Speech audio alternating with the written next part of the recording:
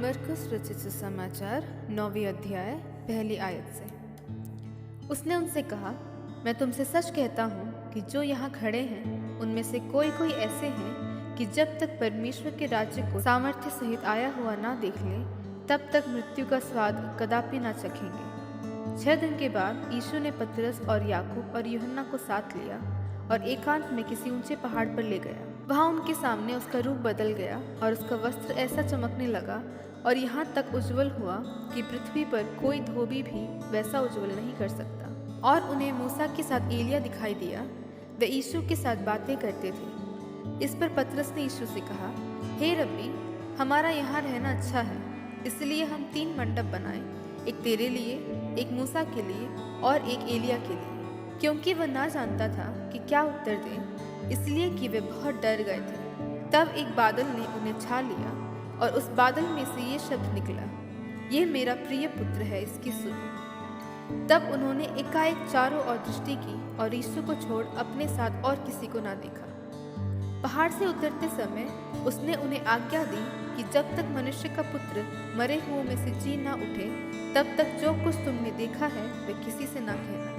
उन्होंने इस बात को स्मरण रखा और आपस में वाद विवाद करने लगे, मरे हुओं में से जी उठने का क्या अर्थ है। और उन्होंने उससे पूछा, शास्त्री क्यों कहते हैं कि एलिया का पहले आना आवश्य है। उसने उन्हें उत्तर दिया, एलिया सचमुच पहले आकर सब कुछ सुधारेगा, परंतु मनुष्य के पुत्र के विषय में ये क्यों लिखा है कि वह बहुत दुख उठाएगा और तुच्छ गिना जाएगा। परंतु मैं तुमसे कहता हूँ कि एलिया तो आ चुका और जैसा उसके विषय में लिखा है उन्होंने जो कुछ चाहा उसके साथ किया। जब वह चेलों के पास आया तो देखा कि उनके चारों ओर बड़ी भीड़ लगी है और शास्त्री उनके साथ विवाद कर रहे हैं। उसे देखते ही सब बहुत ही आश्चर्य करने लगे और उसकी ओर दौड़कर उसे नमस्कार किया। उसने उनसे पूछा, तुम इनसे क्या विवाद कर रहे हो। भीड़ में से एक ने उसे उत्तर दिया, हे गुरु, मैं अपने पुत्र को जिसमें गूंगी आत्मा समाई है तेरे पास लाया था। जहाँ कहीं वह उसे पकड़ती है वहीं पटक देती है और वह मुंह से फेन भर लाता और दांत पीसता और सूख जाता है। मैंने तेरे चेलों से कहा कि वह उसे निकाल दे, परंतु वह निकाल ना सके। यह सुनकर उसने उनसे उत्तर देके कहा, हे अविश्वासी लोगों, मैं कब तक तुम्हारे साथ रहूंगा और कब तक तुम्हारी सहूंगा। उसे मेरे पास लाओ। तब वे उसे उसके पास ले आए और जब उसने उसे देखा तो उस आत्मा ने तुरंत उसे मरोड़ा और वह भूमि पर गिरा और मुंह से फेन बहाते हुए लौटने लगा। उसने उसके पिता से पूछा, इसकी ये दशा कब से है। उसने कहा, बचपन से। उसने इसे नष्ट करने के लिए कभी आग और कभी पानी में गिराया, परंतु यदि तू कुछ कर सके तो हम पर तरस खाकर हमारा उपकार कर। यीशु ने उससे कहा, यदि तू कर सकता है, ये क्या बात है।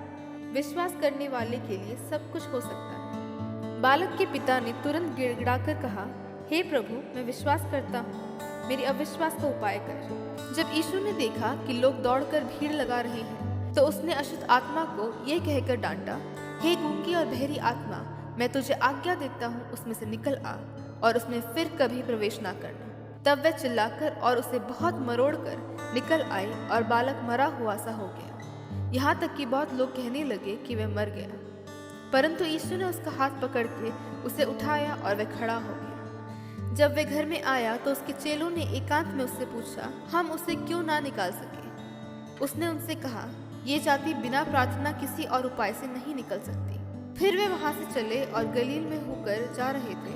वह नहीं चाहता था कि कोई जाने, क्योंकि वह अपने चेलों को उपदेश देता और उनसे कहता था, मनुष्य का पुत्र मनुष्यों के हाथ में पकड़वाया जाएगा और वे उसे मार डालेंगे और वह मरने के 3 दिन बाद जी उठेगा। पर यह बात उनकी समझ में नहीं आई और वे उससे पूछने से डरते थे।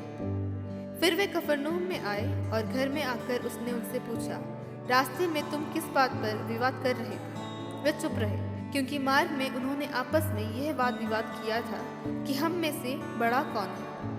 तब उसने बैठकर 12 को बुलाया और उनसे कहा, यदि कोई बड़ा होना चाहे तो सबसे छोटा और सबका सेवक बने। और उसने एक बालक को लेकर उनके बीच में खड़ा किया और उसे गोद में लेकर उनसे कहा, जो कोई मेरे नाम से ऐसे बालकों में से किसी एक को भी ग्रहण करता है वह मुझे ग्रहण करता है, और जो कोई मुझे ग्रहण करता है वह मुझे नहीं वरन मेरे भेजने वाले को ग्रहण करता है। तब यूहन्ना ने उससे कहा, हे गुरु, हमने एक मनुष्य को तेरे नाम से दुष्टात्माओं को निकालते देखा और हम उसे मना करने लगे क्योंकि वह हमारे पीछे नहीं हो लेता था। यीशु ने कहा, उसको मत मना करो, क्योंकि ऐसा कोई नहीं जो मेरे नाम से सामर्थ्य का काम करे और जल्दी से मुझे बुरा कह सके, क्योंकि जो हमारे विरोध में नहीं वह हमारी ओर है। जो कोई एक कटोरा पानी तुम्हें इसलिए पिलाए कि तुम मसीह के हो, तो मैं तुमसे सच कहता हूँ कि वह अपना प्रतिफल किसी रीति से ना खोएगा। जो कोई इन छोटों में से जो मुझ पर विश्वास करते हैं किसी को ठोकर खिलाए, तो उसके लिए भला यह है कि एक बड़ी चक्की का पाट उसके गले में लटकाया जाए और वह समुद्र में डाल दिया जाए। यदि तेरा हाथ तुझे ठोकर खिलाए तो उसे काट डाल। टुंडा होकर जीवन में प्रवेश करना तेरे लिए इससे भला है कि 2 हाथ रहते हुए नरक की आग में डाला जाए, जो कभी बुझने की नहीं, जहाँ उनका कीड़ा नहीं मरता और आग नहीं बुझती। यदि तेरा पाँव तुझे ठोकर खिलाए तो उसे काट डाल। लंगड़ा होकर जीवन में प्रवेश करना तेरे लिए इससे भला है कि 2 पाँव रखते हुए नरक में डाला जाए, जहाँ उनका कीड़ा नहीं मरता और आग नहीं बुझती। यदि तेरी आंख तुझे ठोकर खिलाए तो उसे निकाल डाल। काना होकर परमेश्वर के राज्य में प्रवेश करना तेरे लिए इससे भला है कि 2 आंखें रहते हुए तो नरक में डाला जाए, जहाँ उनका कीड़ा नहीं मरता और आग नहीं बुझती। क्योंकि हर एक जन आग से नमकीन किया जाएगा। नमक अच्छा है, पर यदि नमक का स्वाद जाता रहे तो उसे किससे नमकीन करोगे?